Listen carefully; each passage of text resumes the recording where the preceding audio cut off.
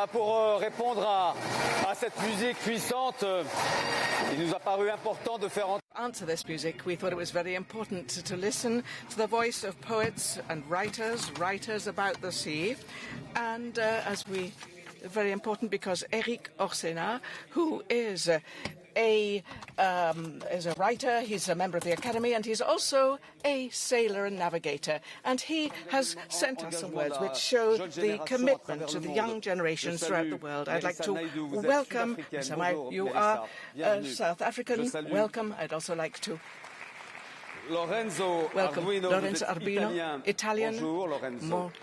Hello, Lorenzo, good morning. And also Emmanuel, you are French and European, and like your neighbor. And you are ambassadors of the ocean from the foundation, and you are young ambassadors, and we also here appearing before the heads of state and government to listen to what their commitments are, and perhaps to complete their commitments. Eric Orsena now. Multiples sont les mers. There are many seas, est unique. But this sea is, then the ocean is unique. It is there and awaits us at the end of the earth, at the beginning of water, the ocean. For the last 30 years, since Rio de Janeiro, the climate has its meeting points, but it has remained on its own, isolated, no invitation. It would have been irritated to be in this place because it was not able to act. It said, but don't you realize it takes two, the atmosphere, myself, it takes two to dance since the beginning of time. So I'm sorry, I apologize, ocean. This omission has been repaired. It just so happens that in the French Academy, the Académie Française, I have the great honor of sitting on seat 17, that of Louis Pasteur and Commandant Cousteau. And so 200 years ago, Louis Pasteur told us of the existence of microbes, how essential they are to try to heal us. And then the second one, Jacques Cousteau, showed us the submarine world, the world of silence. Now, as a result of the epidemic, which has affected us, if we can learn any lesson, perhaps we have got to learn about health. We've got to learn from the oceans and from life, and everyone knows that the pollution of the seas is first and foremost comes from rivers. It's the river waste, and so the responsibility comes from us, from earthlings. We must get together. We must get together. And why not meet here in Brest? I know you, ocean. I know you because you are my master as an old sailor. I have often ventured on your back. But think, it's not just words that the ocean wants. The ocean doesn't care at all, doesn't give a fig for words. The ocean wants to see actions. I know that Eric Tabarly talked very eloquently about the sea, but this is very important. We have to realize that the seas sometimes can become angry, so listen carefully to what its waves say to us. If, ladies and gentlemen, noble ladies and gentlemen, if you haven't come along with actions as well, why have come, and so many of you, have you come in such luxurious coaches to return to Brest and to go back to your palaces and just leave the ocean to flow as it does. Today in Brest itself, we're not talking about tourism, not even diplomacy, but we're facing up to a threat, a waste. And because this threat and waste would be if you decide nothing, or if, having made a decision, you don't apply the decisions, you don't commit to them, because you will have come too late.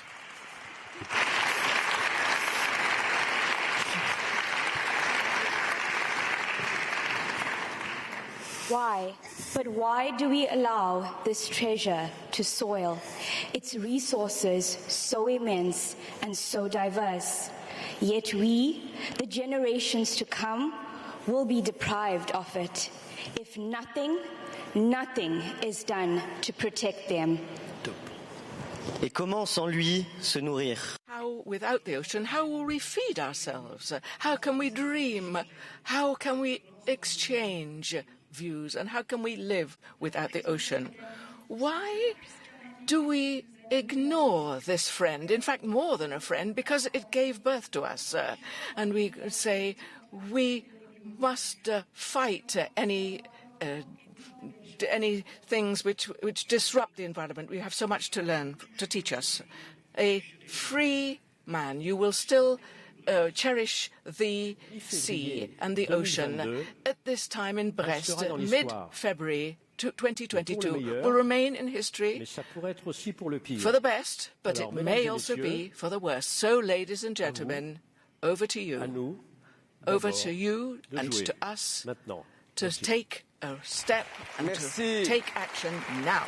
Merci Eric, merci Mérissa, Very much, Lorenzo et Eric. Emma. Merci, Je pense Mérissa. qu'aujourd'hui, les nombreux dirigeants And ici the others, I présents think that many of the sont prêts leaders à répondre à cet here appel. Ils ne laisseront will pas, vous ne want laisserez pas to couler respond to this l'océan. appeal. They Mais won't parlons just des let faits. the Notre ocean action pour flow l'instant without doit doing reposer sur des anything, faits scientifiques. but we want to do J'invite this donc based on Antje scientific Botius, knowledge. We've got directrice de Antje Botius, l'Institut who's Alfred director of Wegener the pour la Alpha recherche Wegener polaire et Research maritime for à Polar Research Bremerhaven en Allemagne, in a Germany, partagé son in éclairage Bremen, and sur she would like to la tell santé us des océans. about the Antje health Botius. of the oceans. Thank you very much, Olivier. Yes, I'm a deep sea biologist. That means I get to dive to the great depths of the oceans and discover new life that no one has seen before. And polar researcher means I get to go to the North Pole, look under the ice, discover. For me, one of the greatest findings of science is that soon after the oceans formed, life emerged.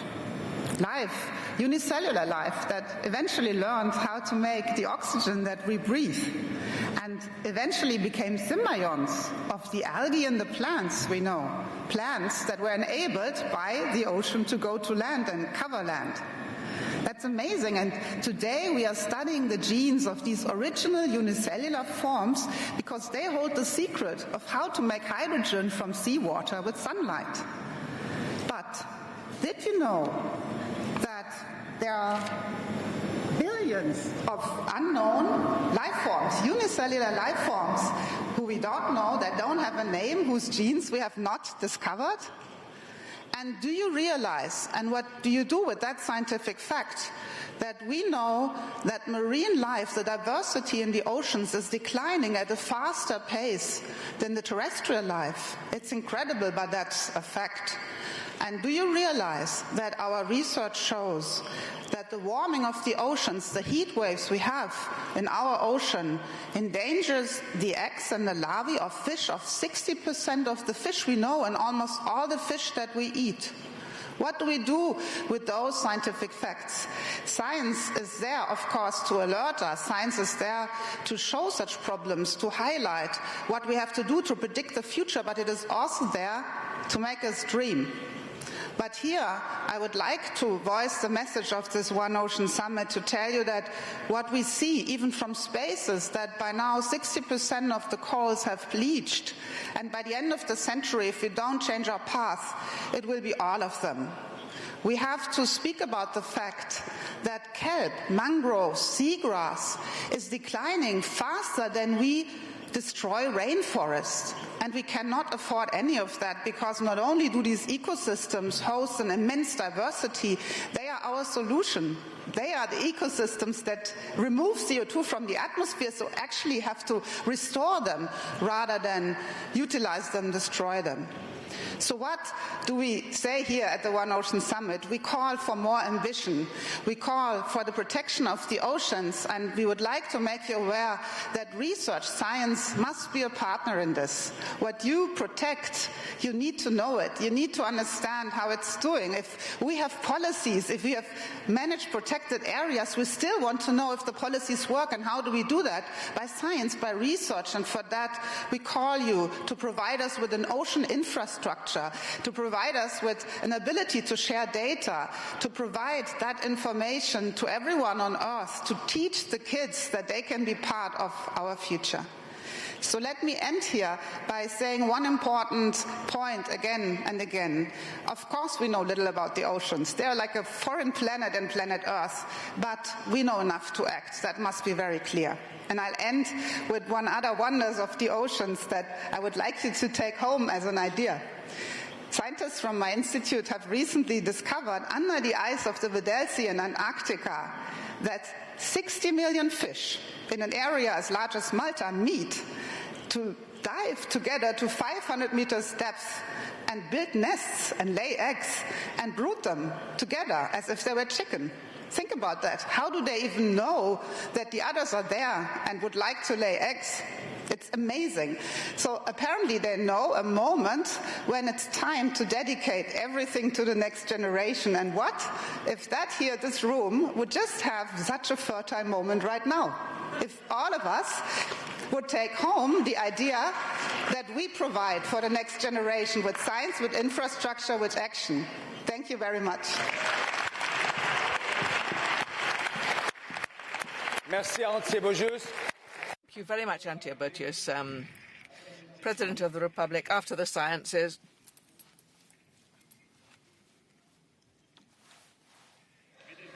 Ladies and gentlemen, heads of state and government, welcome to Brest.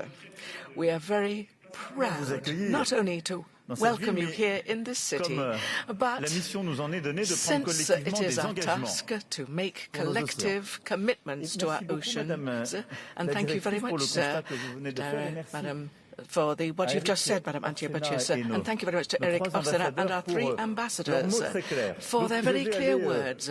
So really, I'm going to go straight to the goal, as I said, in other cities by the sea.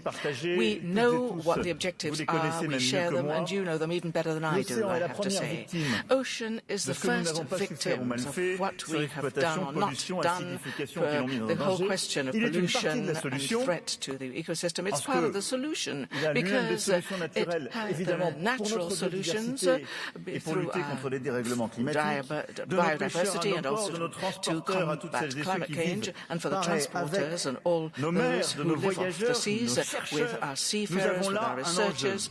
We have a very fundamental, important challenge to combat the lack of biodiversity and combat pollution. We can be very direct. 2022 will be decisive. So in Brest today, we merely enter into commitments, clear pledges, each of us, for what, as far as we're concerned. I'd like to do this for France. Europe has a very key role to play, and I'd also like to thank our friends from all the continents for having been present with us here today. So the discussion is going to be structured into four stages. Firstly, to protect marine ecosystems and for sustainable development, also to fight pollution of the sea and plastic. Third, there will be an ocean, a solution in the face of climate change, so there will be synergies, ocean and climate. And fourth, on governance of the oceans, because we've seen how very difficult it is to be able to organize things for spaces which sometimes are not very much regulated, at least they're not very represented. So these commitments and pledges should make it possible to structure the next few months. And I'm going to try here to just kind of go through our common objectives. At the end of the month in Nairobi, we will be able to decide together to start negotiations for a binding international treaty to combat plastic pollution. So we need to start Several of us in Europe and in France as well, we have put an end to the major single-use plastics which we find in our oceans, and we're opening up now to an area of 100% recyclable. Now, if here today we undertake the correct commitments and pledges, at the end of February in Nairobi we'll have a very useful date and we can get going with this treaty. Then in March, New York.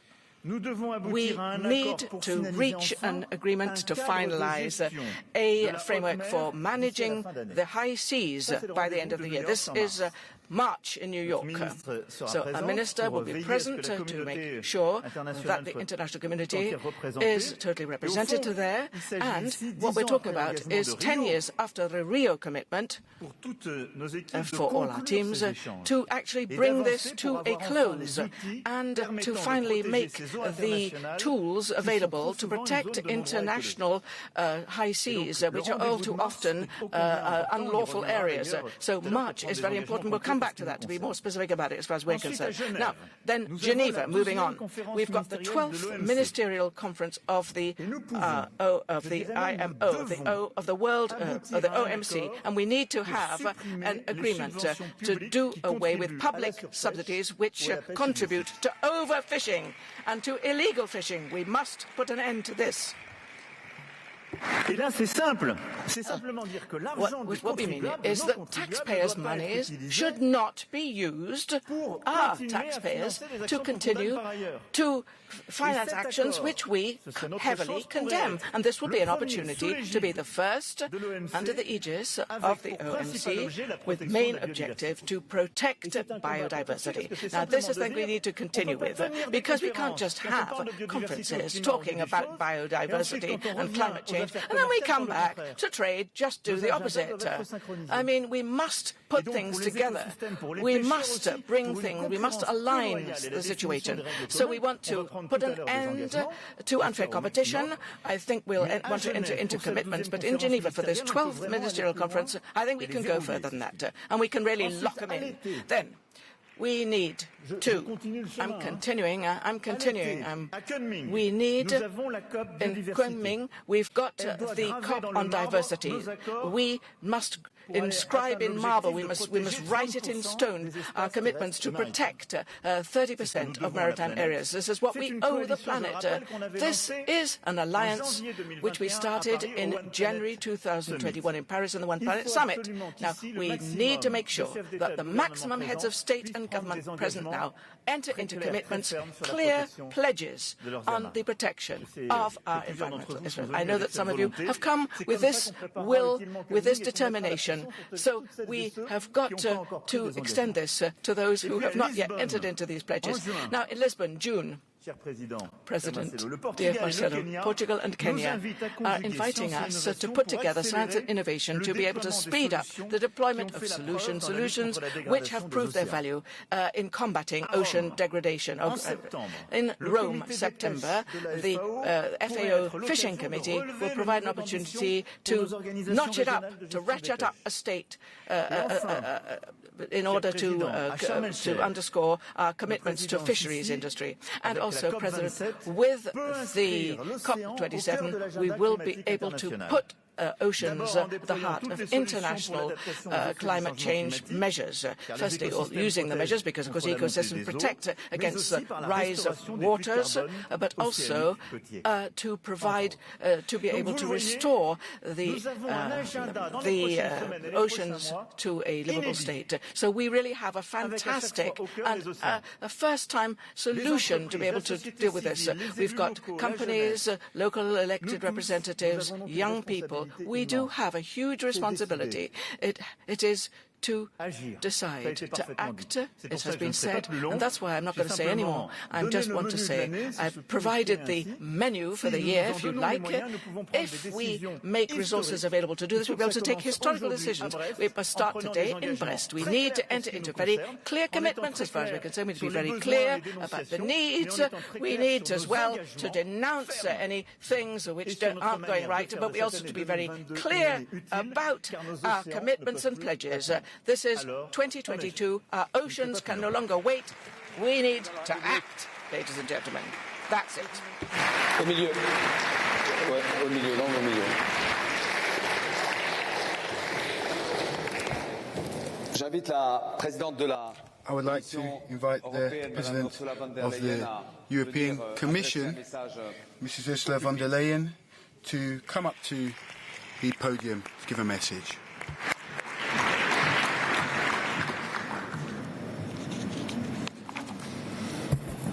Monsieur le Président, cher Emmanuel, President, dear Emmanuel, heads of state and government, distinguished guests, excellencies, the foundation of European literature, the Iliad, talks about the ocean as the river where all things are born. It reminds us, no matter where we live on Earth, we're all connected by the sea. It is our planet's life support system. As we've just heard, every second breath we take comes from the ocean. It gives us half of the oxygen we breathe. It absorbs much of the carbon we throw into the atmosphere. Our entire climate depends on the ocean.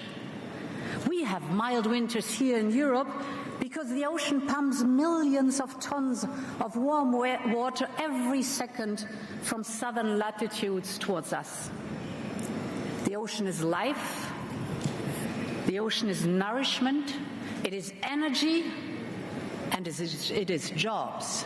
90% of traded goods are carried by the waves. And for thousands of years, the ocean has been a source of inspiration for art and a source of longing in literature. For ancient Greeks like Homer, the ocean was an almighty god. Well, I think today we would say the ocean is part of who we are. But today this ocean is in danger. Pollution, chemicals, plastic waste, overexploitation, you name it and you know it. The ocean is too large for any one of us, and yet so fragile. Thus, every individual action matters, and this is what brings us here today. It is time indeed for an alliance. It is time for an alliance between us and the ocean.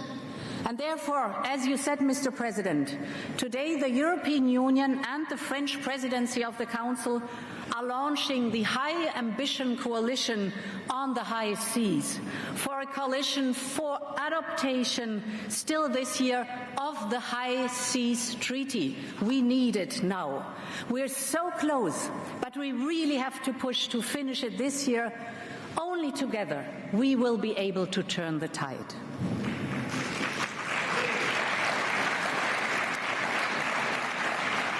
I'll give you an example. Take the Ross Sea in Antarctica. It is today the refuge for whales, seals, penguins, fish.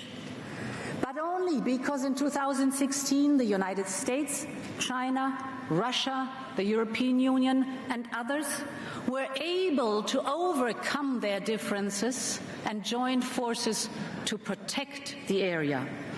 We can do it again. My second point is we need a mission, like the European Green Deal. And this is why we have launched the mission to restore our ocean and waters by 2030. We will fund it with €500 million. The mission will focus on Europe's 5 seas. For example, in the Mediterranean, our mission is to prevent and eliminate pollution, in particular plastic and chemical pollution. Or take the Baltic and the North Sea. There our mission is to decarbonize shipping and electrify ports. Tangible results, tangible actions. The ocean missions will bring to market innovative solutions to regenerate our ocean. Yes, it is a European mission, but it is open to all who are connected by the sea and who want to contribute. In the Black Sea, for instance, we are already working with all coastal states, because the actions of one matters to all sharing the waters. All All solutions must be shared solutions, and this, as we've just heard by a scientist, is the power of science diplomacy and its unique potential to overcome difference. So let us use the moment today and make it real to have this mission started. Let the magic of science diplomacy be working so that we join forces. That should be a result today too.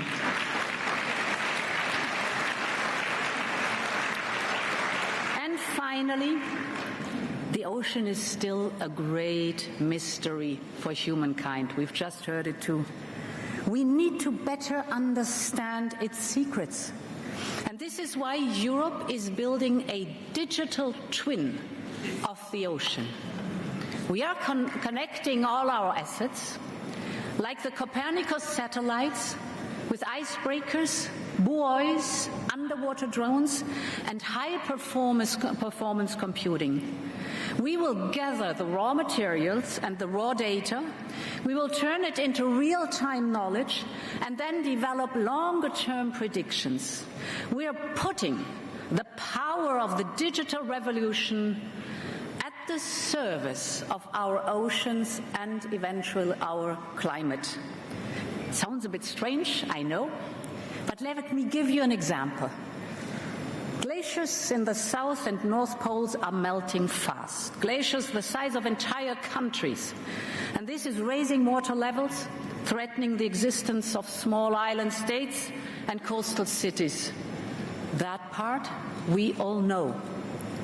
But there's more.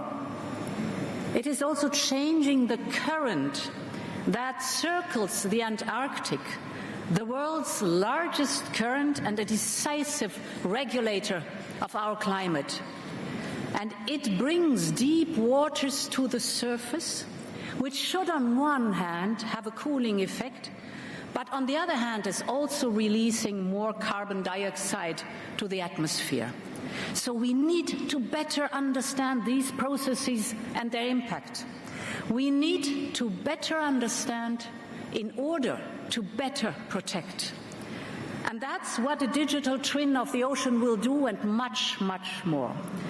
The digital twin, concretely, will be operational by 2024. That's the date we've set ourselves.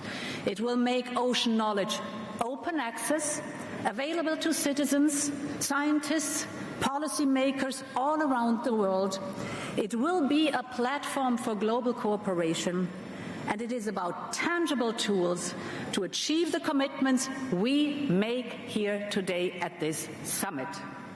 Ladies and gentlemen, the ocean is immense, restless and wild. And when we stand by the coast, we feel humble, small and in awe. But as we gather here together in Brest, we should realize the great power and the great responsibility we have as humankind for the next generation. So don't think small, think big, because our mission is as big as the ocean. Many thanks.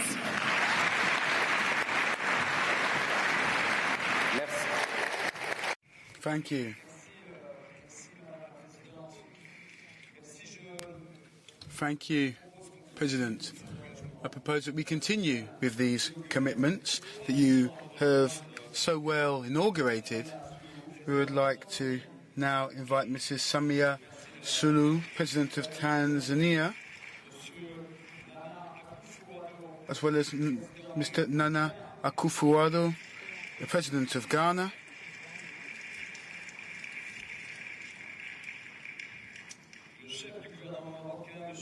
the head of the Moroccan government, Mr. Aziz Akanos,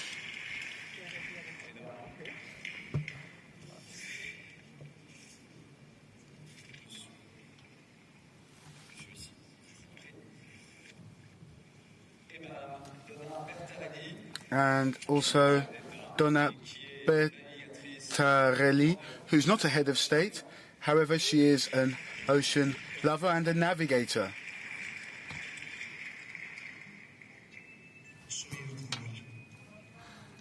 I am coral. Some people think I'm just a rock. when in fact, I'm the largest thing alive on this planet. But for how long? I grew for almost 250 million years. Then humans came along, and now 1/5 of me is gone. But you do need me. Do you realize that 1/4 of all marine life depends on me? I am the nursery of the sea. Little fish depend on me for food and to hide from the big fish. That's right. You need me. I am the protein factory of the world. Yet you raise the temperature of the oceans, so I can't live here anymore. And when big storms and tsunamis barrel through the ocean, I'm your fortress. Yet you tear me apart with dynamite and poison me with cyanide. Well, here's a crazy thought. Stop killing me. Nature doesn't need people. People need nature.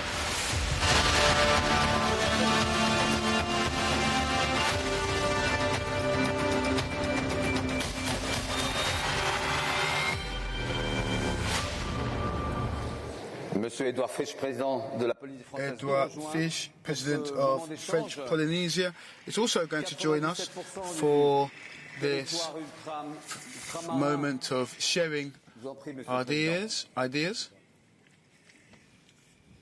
Alors, mesdames et messieurs les présidents et chefs d'État, Presidents, heads of state and government, the commitments that have been set out by the President of the Republic and the President of the Commission affect all of us. And I'd like to give the floor to Mrs. Samia Suluhu, President of Tanzania, first.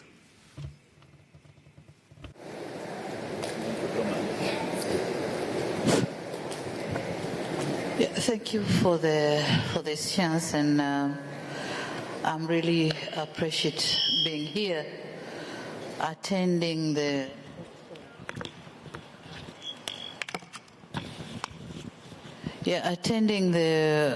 conference on how we are going to govern our oceans. And I've been hearing the word governance, but then I've been hearing the good governance.